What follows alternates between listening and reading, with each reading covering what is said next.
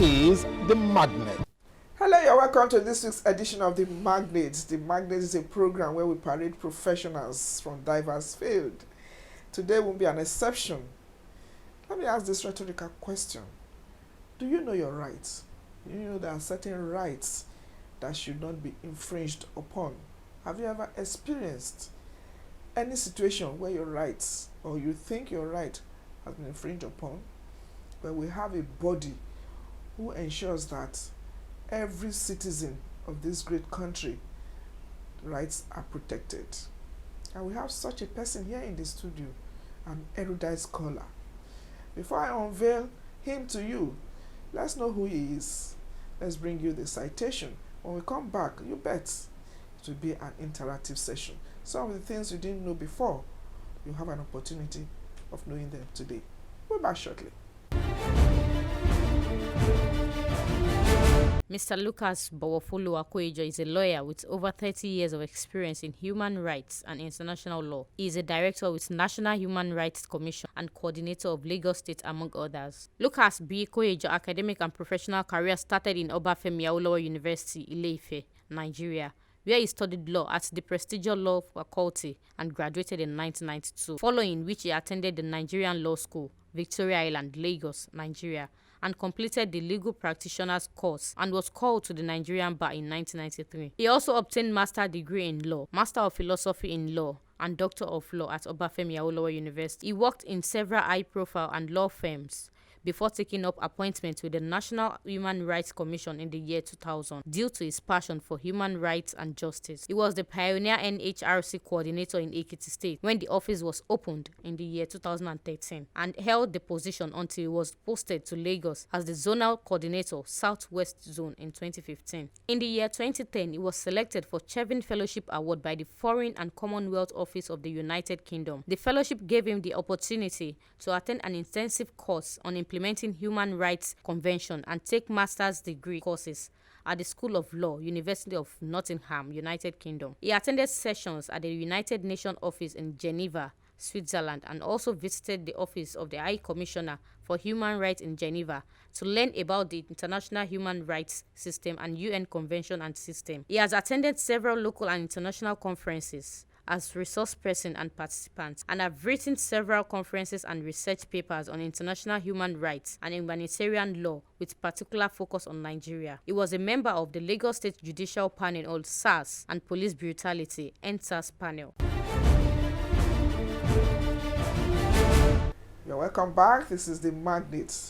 You have seen the citation of our scholar, and it's a great pleasure to welcome to the studios of Ames Media Company Limited Dr. Lucas Akoejo, the Director, Lagos Zone, National Human Rights Commission. You're welcome to the program, sir. It's a pleasure to be here, madam. You look so refreshed. Thank you so much. The last time I met you. Interesting. Okay, so you heard the intro. Human rights. What are those things that we consider as rights of citizens in Nigeria? And maybe by extension, globally. Well, you say it's all human rights. So what it means is that it's not applicable to only Nigerians. Sure. It's applicable to everybody, anyone that is born as a human being.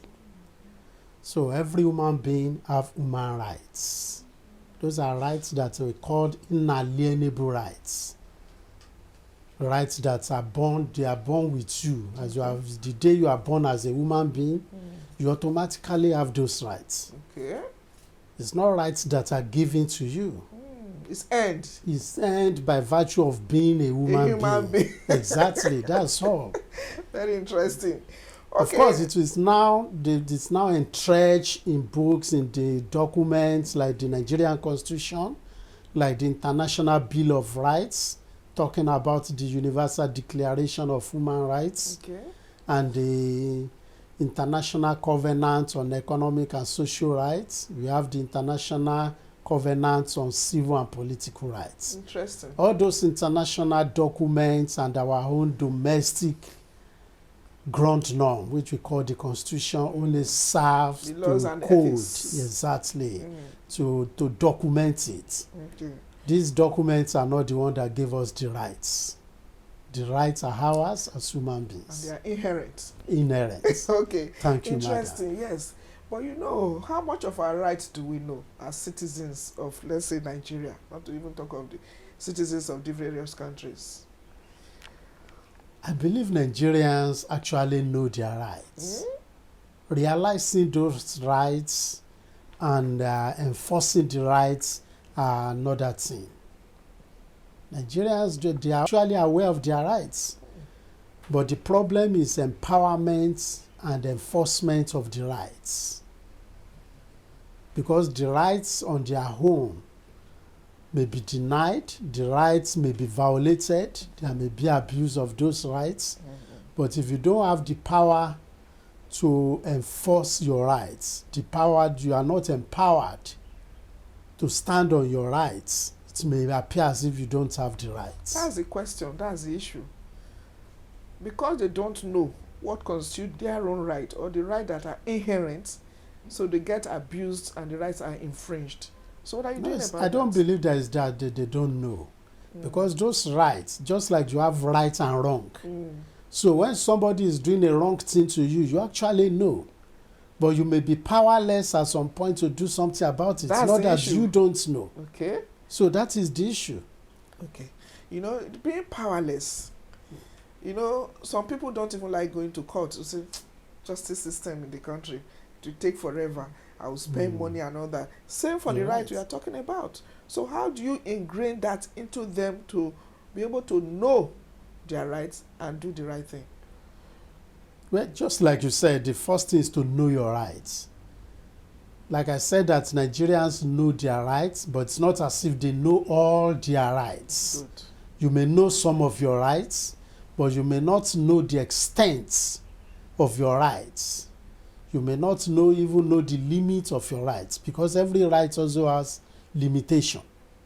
There are limits to rights, and there are large extent of rights that you may not be aware of, depending on the rights you are talking about. Okay, very good. You know, just like you said, we have right, we have wrong. And from your own advocacy and from the commission point of view, how much of rights do you think people know, or these rights are infringed upon for you to enable you to do your advocacy? I think people quite know their rights to a very large extent, but due to the fact that Nigerians have been subjected to a lot of deprivation of their rights, abuse of their rights and violations, yeah, the people are timid. People are timid about standing up for their rights. People are lethargic about or doing something about enforcing their rights. That is why a lot of time people don't want to go to court, because truly, truth be spoken, our courts are fraught with delayed justice. And justice delayed is justice denied. And the right to justice, the right to fair trial, fair hearing, is one of the core components of human rights. Because it's to the courts that you primarily go to enforce your rights. So when you think that, so if I go to the courts, I may not even get justice for years, or I may not get it at all, you are discouraged. Not because you don't know your rights, but because you felt that, you know, the efforts that you are going to put into realizing your rights and not the efforts will not justify what is going to come out at the end of the day. Okay, that is one of the problems. Yes. So most of the time people will just leave things to God. You know, we are very, is it religious or spiritual now? Exactly. You know, particularly for the underserved. You know, when they say, if I pursue this case, it's money I'm going to use. I may not even have money to take a counsel. I may not have money to pursue any other thing. So really, that is where your own commission comes in. How are you telling them to do? For instance, somebody who can't afford a lawyer, how do you expect that person to pursue his rights? You are 100% right. If you cannot afford a lawyer, you cannot afford, if you are even going far, somebody that cannot even afford to even take care of himself, basic things of life. Because our rights include right to the basic things of life. It's called the economic, social, and cultural rights. So when you cannot even have that as a citizen, as a human being, it's a violation of rights. Does that include what you have to do? Who Yes, are we going it's to meet? actually to a large extent. I'm you know. hungry. I know it's my right to eat. So who do I go? I should rely on palliative. I mean. So how do you enforce that, sir? Since it's national human rights that is commission. why, because the Constitution Yes. does not, that is why it segregated the rights. We have chapter 2, we have chapter 4. Chapter 4 deals basically on the civil and political rights. Okay. Those are rights that can be enforced here and now. Like your right to fair hearing, your right to life, your right to freedom of speech, freedom of expression, your right to liberty. Okay. All those ones can be taken care of immediately. Okay. In fact. But there are some rights that depends, like economic rights. So you're That's on your why own. If you like sit down and say, yes, it's my right, I won't work. So I'm waiting That for is why government. they call it progressive realization. Okay. That has to be progressively realized because it depends on availability of some The essential needs. Exactly. How do we draw the line between your rights and freedom of speech? You know, in this country, they classify Nigeria as one of the countries that has a freedom of speech, but Yes. you know that is relative. You know, so in the cases you see, is that part of the infringement of rights you see often? And what are those other rights that you think are easily infringed upon from your practice? Yeah, freedom of expression is one of the rights that have been infringed. Even though I must say this, I said it before, that no right is absolute. There are limitations to your rights. Because where your rights ends, the other person's rights begins. So where your freedom of expression is going to affect another person's rights, then that is where the law comes in. That's where we have the law of sedition, the law that deals with libel, slander, and the rest. So your freedom of expression will not extend to you to making libelous, slandering people, and giving out false information. So those are the limitations to those rights. Okay. So where you are not done all those, and yet your right is being infringed, like you are being arrested for saying what you believe, expressing what you believe without infringing on the rights of others. That is a violation of rights. All right. Very interesting, and it is on this point we need to take a break. We'll be back to continue with the conversation. This is still the Magnet, mentoring on television, lending a voice to the growth of business. Let's go for a breather. We'll be back to continue our conversation, stimulating one, with Dr. Lucas Koijo, Zonal Coordinator, Lagos, National Human Rights Commission. Back shortly. Welcome back to the program. Thank you. Thank you, madam. All right. You just talked about violation of laws and all that. Let's look at, before now or lately is what is called brutality of the law enforcement agents. Yes. And then unwarranted arrest and things like that. Some people will just even take illegal arrest. Some people will just even take laws into their hand and I want to search your house and things like that. It happens everywhere. Yes. So how do you comment on this to forestall this? Because, like we said earlier, most people don't really know their rights. You are right on that. A lot of people don't know their rights. And that is why sometimes other people will violate those rights. Like the law enforcement agency. There are laws that guides arrest and detention. There are procedures that the police must follow in order to arrest somebody on information. And there are ways that they're supposed to conduct themselves in doing that. We have the Police Act. We have the Administration of Criminal Justice Act. And several other documents, several other laws that guides the police, even the police regulation.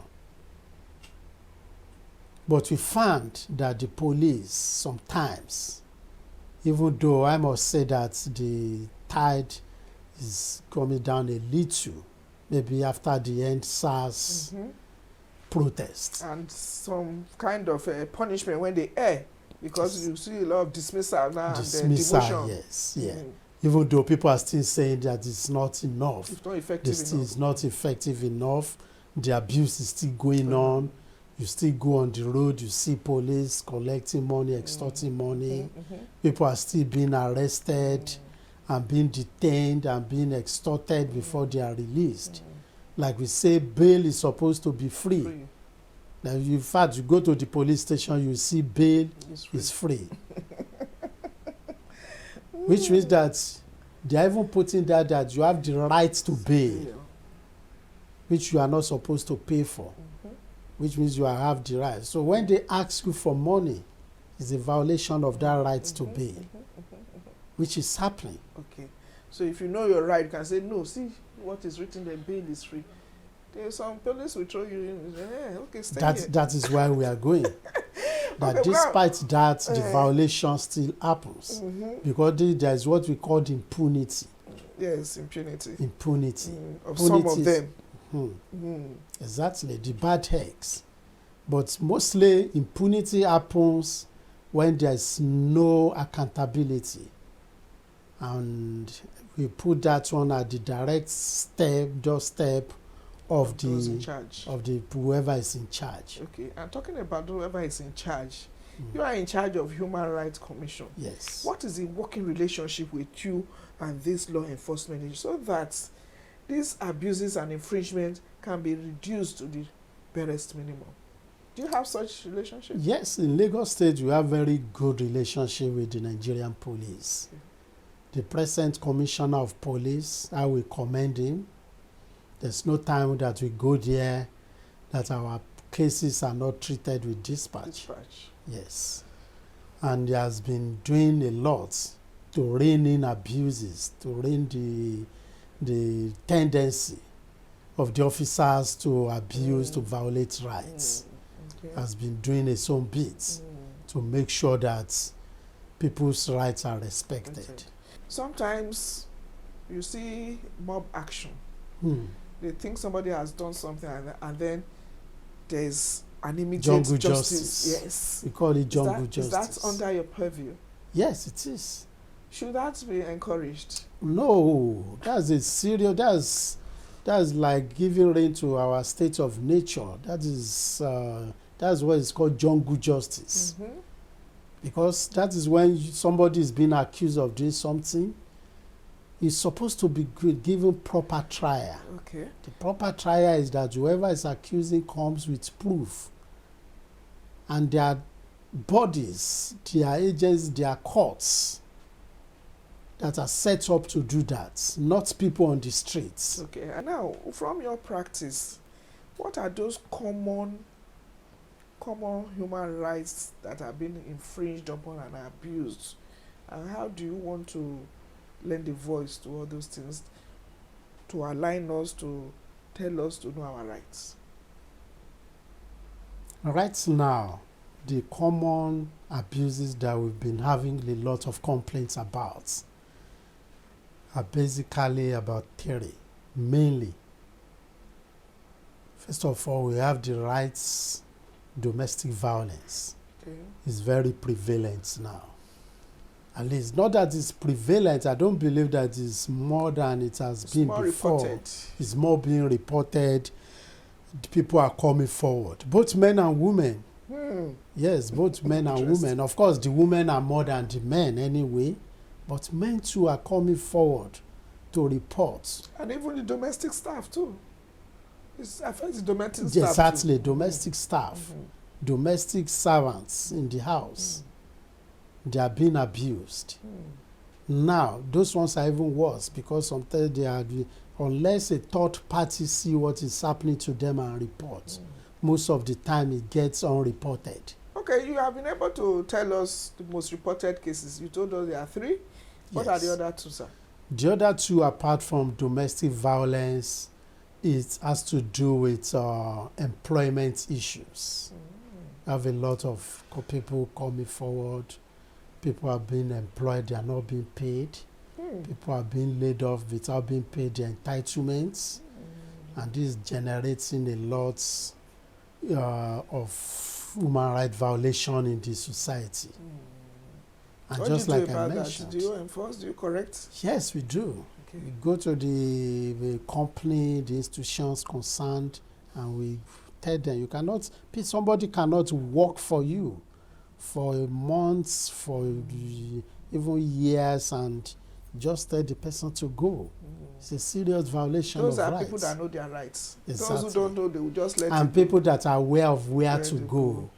Because sometimes you may know that this is wrong, Mm. but maybe you do because somebody that is being owed salary for months, where will even get money to now hire a lawyer to go to court when you have not even been paid. Maybe the old salary that is even requesting for It's not cannot enough to pay the lawyer.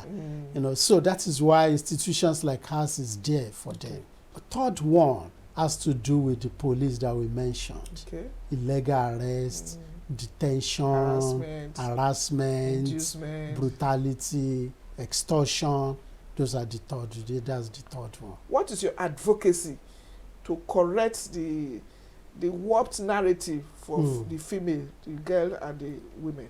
Thank you for coming to that.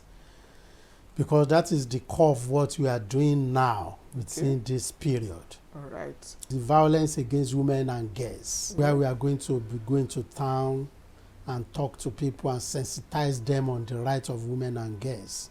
Because when you look at it, all these violations of the rights of women are actually multifaceted. You can trace it to cultural, economy, because most of our culture, when you look at it, they are... It's a man's word. Is it, like you said, it's a man's word. When they recall and report like that, is it as effective as when they have to write petition or when they send email? Are you part of those organizations that rely on hard copy stuff before you take action? We don't rely on hard copy, but we will like to have the person's story. And most of the time, it's either you put it in writing. If you can come to our office, you can do that, in which case it's easier to interview you, get facts out, look at your story, advice and everything. But if you cannot do that, we have our email out there where you can put it in writing and send to us by our email, and we treat it, we take it from there. That's interesting. Some yes. people are still so analog that they wait for things to come. Okay, we've had a very robust conversation. Yes. What's your... Well, I was going to ask, beyond this 10-day advocacy, are there no other things where you can... Anyway, this is one of them. Are there no other forum or fora that where you do for continuous enlightenment and advocacy so that people can know their rights? Yeah, we have been doing that. It's only that it's an international day. It's not only been done in Nigeria. Okay. It's the global. 16 days of activism is global to raise awareness about the rights of women and girls all over the world. It's not as if it is just within that period that we do that and so no. Go to sleep. No, we don't go to sleep. All We right, still go on to do that. We are different fora. Apart from the rally that we are going to have, we are still going to be visiting some core stakeholders, like the chief judge, like the speaker, to strengthen the laws that protects women. You need to strengthen those laws. You could see that right now in Lagos State, the law has been very strengthened. Yes. Lagos State even have an agency that protects mostly the women, the victims of domestic violence. Some judgment that have been coming out from the courts have been very stringent. Have been because you could see people being given life imprisonment. Yes. Interesting, very nice conversation. Any final word to the teaming audience out there? Yeah, what I will tell people is that your right is your right. You are a human being, and this right that we are talking about is yours inherently as an human being. It cannot be taken away from you, but you need to stand on your rights. You need to protect your rights. You need to do everything that is possible to enforce your rights. Don't go to sleep on your rights. Don't believe that, oh, let me just hand everything over to God. When God has provided the institutions that are there to fight for your rights, they are God-given. It's God that said that wants to help you, that will say, okay, that will bring it to your attention that you can go to this place to lodge your complaints, and they will listen to you and they will do what is right.